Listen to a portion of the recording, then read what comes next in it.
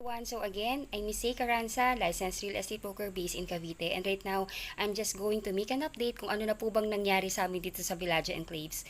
Kung napanood niyo po yung mga vlogs ko na we only have 5 units left, actually yes po. Kanina po, na-reserve na po siyang lahat. Kanina nung open house kami. So ang gaganda nung first batch, yung lahat ng red, ibig sabihin po niya, na-reserve na yan. Yan yung first batch namin. So, ang ganda, ang swerte talaga, ang swerte po nung mga unang client namin na nakapag-reserve. So, ayun, this is the gate. Diretso lang siya. Ayan, nakapalibot lang siya sa gate. Ayun, so, para magkaroon po kayo ng idea, ito pong subdivision namin is only 258 unit. Ayun po, so, ganyan lang siya kaliit. This is only 3.5 hectares. Then, ngayon po yung amenities natin. So, diretso lang siya, right? Ganyan. Ito na yon. Yung amenities po natin, magkakaroon tayo dyan ng clubhouse, ng adult pool, kiddie pool, playground, basketball court. And, ito po yung kagandahan dito. Kahit na sold out na namin itong mga available na, itong mga unit na binablog ko, meron pa pong nag-reopen na mga unit. Grabe. And again, this is only 3 million. Ayun po. Kaya unahan po tayo dito. Ayun po. So, nawala. Ayun po. By the way, sorry po kung medyo blurred yung aking camera. Hindi po ito yung ginagamit kong pang-vlog. Nalobat lang. Ayun. So, ayan po. Ayan yung mga unit available as you can see. Lahat ng naka-yellow na yan, yan yung available. Ayan po, so sayang no, yung first batch no, katabi lang yung gate. Pero ito naman yung sumunod na batch. Katabi mismo yung amenities. This is 85 square meter ha.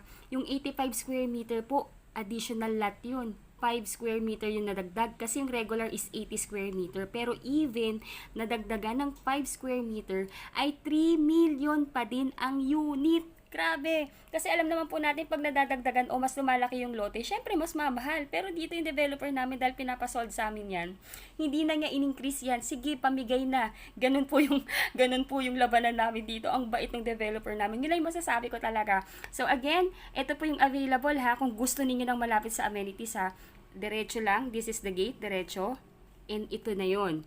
Ito pong unit na to, by the way po, is for reservation na tomorrow. Meron na kaming client na magre-reserve nitong unit. Ito po is 85 square meter. Ire-reserve na po siya. Tapos ngayon po kung gusto niyo nang malapit pa rin, may nag-iisa pa din itong katapat. Ang ganda nito.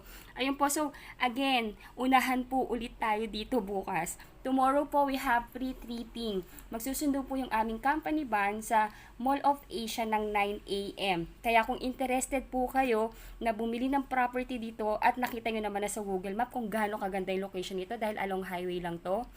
Grabe opportunity. Sobrang pinabagsak na yung presyo from 3.6 million down to 3 million. Ma-sold out lang namin to lahat within 3 days. Ayun po, you can, kung OFW naman po kayo, sorry, masasamid na ako.